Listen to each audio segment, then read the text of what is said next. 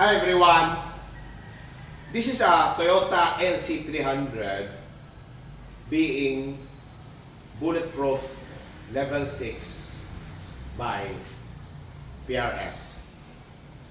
So what are the things to be done if you're bulletproofing your vehicle? On the engine compartment,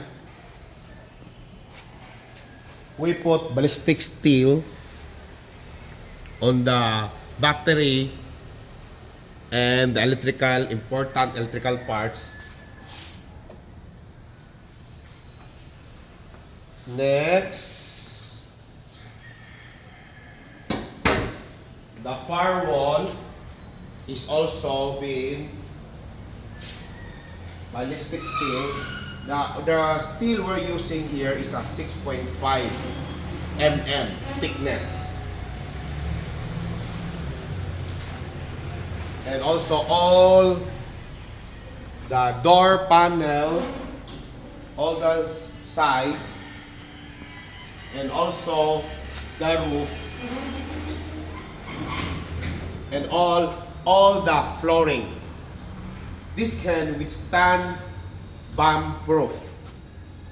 And also the gas tank is covered with ballistic steel. Okay.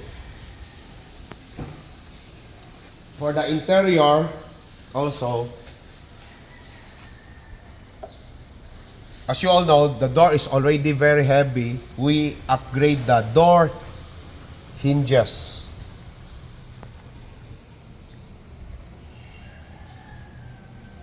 And this is the bullet catcher. Prevent the bullet from hitting side. This will catch to save the people lives inside. Okay. For the glass, we're using the AGB worldwide ballistic glass. This is a 40 mm glass, thickness glass. I'll show you inside the windshield how clear the visible when you're inside.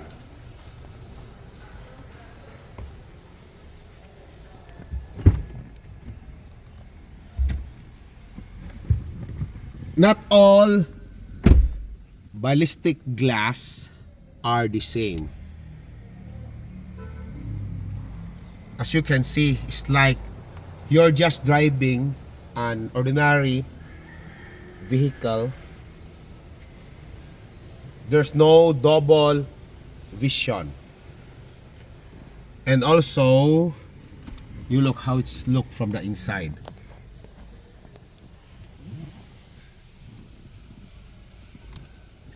And if you have sunroof on your vehicle,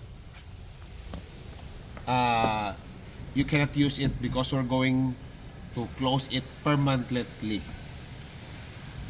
And also, for more security, we install the NEXUS 4-channel, NEXUS 5 4-channel dashcam.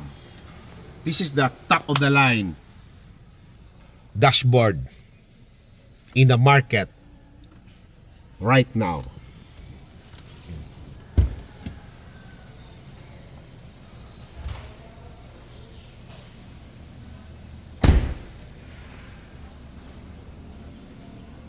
For the back,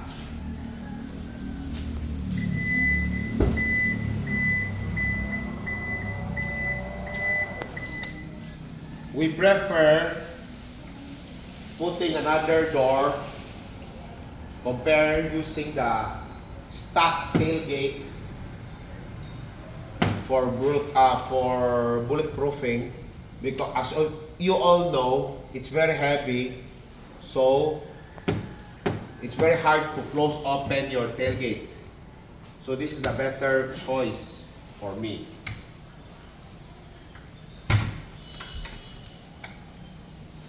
Okay. See the craftsmanship here.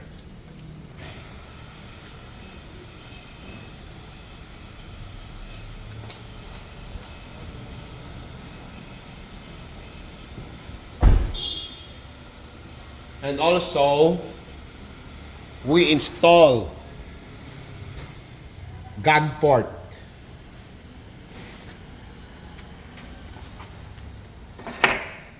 At least you can fire back.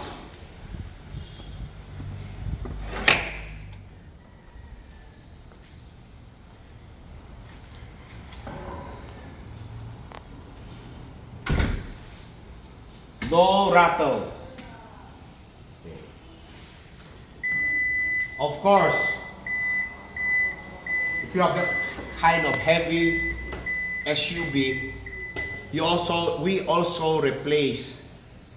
upgrade the suspension, shocks and coil spring, specific weight for your vehicle.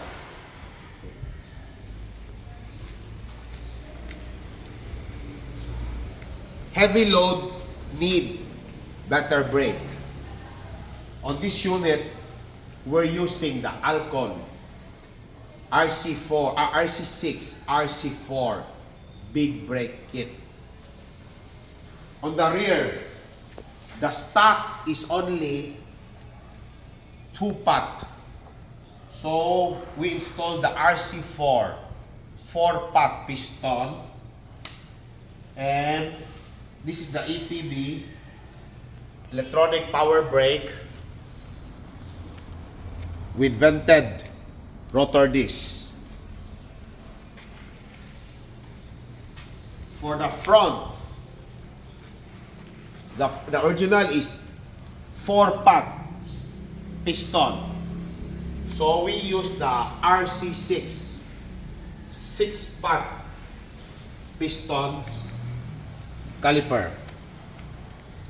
Beware of those cheap big brake in the market. Those fake. Lastly, for the wheels, we replace the stock to BF Goodrich KO2 tires for more grip handling on the road. And also, we replace the fog lamp bulb to a brighter one because the stock of the fog lamp is very low emitting. For this unit, we replace it to yellow one. Safety first is our priority here at PRS. If you're interested in your vehicle to be protected, feel free to message me.